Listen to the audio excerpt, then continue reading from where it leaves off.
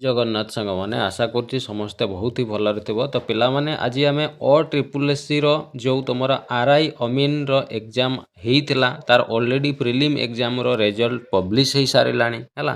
तो जो मैंने भी प्रिलिम एग्जाम देइथिलो जो मैंने क्वालिफाई कर मेन एग्जाम केबे हेबो है। तो ये जो OSSC जो RI अमीन नोटिफिकेशन एटा 2023 नोटिफिकेशन। तो 2026 रे जाइए तार प्रिलिम एग्जाम कंप्लीट होती माने भाभी पारुछ केमिति एग्जाम होइतिबो हला। तो जेहेतु प्रिलिम ऑलरेडी हो सारी तो एबे जेहेतु रिजल्ट आसी सारलानी तो मेन एग्जाम निश्चित भाव में हेबो हला। तो से मेन एग्जाम केबे हेबो को मासरे हेबो हला।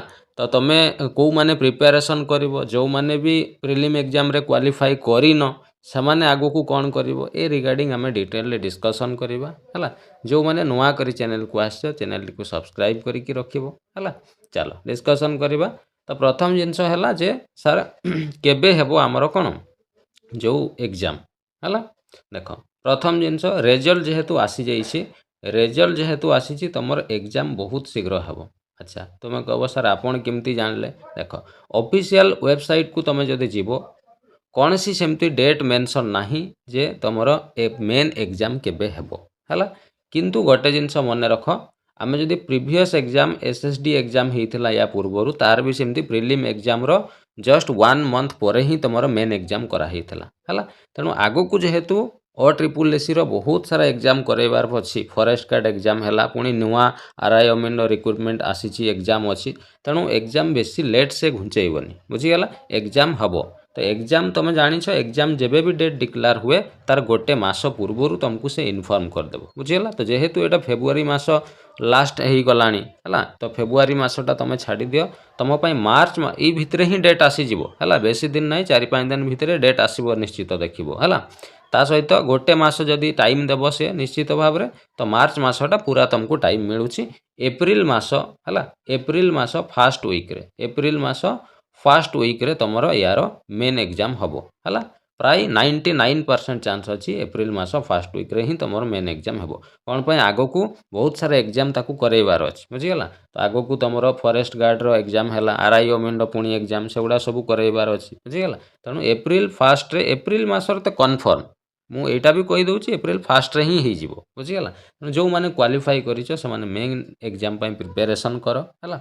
आ जो मैंने क्वालिफाई करन से कौन देख जो मैंने क्वालिफाई करन पिला माने यहाँ तो रिजल्ट केमिति कौन आसी ऑलरेडी तुम जानी सारी है। जो मैंने क्वालिफाई करन से कौन देख रिसेंट पुणी फॉरेस्ट गार्ड वैकेंसी आसी सी तुम निहाती एप्लाई कर पुणी RI अमीन एगेन आउ थे वैकेंसी आसी ताकू तुम एप्लाई कर। तेणु ये एग्जाम आग को OSSC CGL आसीला CGL तुम एप्लाई कर। तेणु ये सब एग्जाम निजक प्रिपेयर कर गोटे एग्जाम गला कि ना आग को बहुत एग्जाम अच्छी बुझीगला। तेणु तुम आखिरे एवं 3टी एग्जाम पड़ी रही बुझीगला। तेणु ये सब फॉर्म जदि एप्लाई कर ये तुम प्रिपेरेसन कर जोटा गला गला ताकू आ चिंता करके किसी फायदा नहीं बुझीगला। आगामी एग्जाम ये जो 3टी एग्जाम अच्छी या तुम प्रिपेरेसन कर बुझीगला।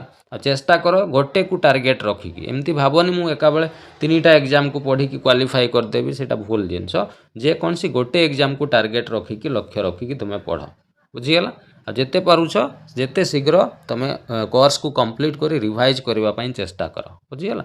जो मैंने मेन एग्जाम दौछ से सीरियसली पढ़ गोटे मास तुम हाथ में टाइम रहा जो मानकर हेनी से 3टा भितर गोटे को टार्गेट रखिकी सीरियसली तुम पाठ पढ़ है। तुम पाखे एगुड़ा भी तापर एग्जाम हो बुझीगला। एप्रिल माने तुम मे मास बेलू ये सब एग्जाम भी तुम प्रिलिम एग्जाम जो हम प्रिलिम तो नुह गोटे ही एग्जाम हम तो मे मास बेलू तुम ये सब एग्जाम होगा स्टार्ट हो बुझीगला। तेणु समय कम अच्छे तेणु ये सब पढ़ तुम कंप्लीट कर तापर रिविजन जिते पारुछ चेष्टा कर मॉक टेस्ट देवाई चेष्टा कर बुझीगला। आम चैनल क्लासेस चली तुम मैथ क्लास हो ओडिशा जीके हो ये सब तुम देखिपार प्लेलिस्ट को जाइए बुझीगला। जानी है केबे कौन मेन एग्जाम हेबो जो मानकर हेइनी से माने कौन करिवो हला मु भाबुचे डिटेल इनफॉरमेशन पाइथिबो हला। तो आज भिडियो टी को एठी रखिबो पुणी नेक्स्ट वीडियो रे देखा हला। थैंक यू जय जगन्नाथ।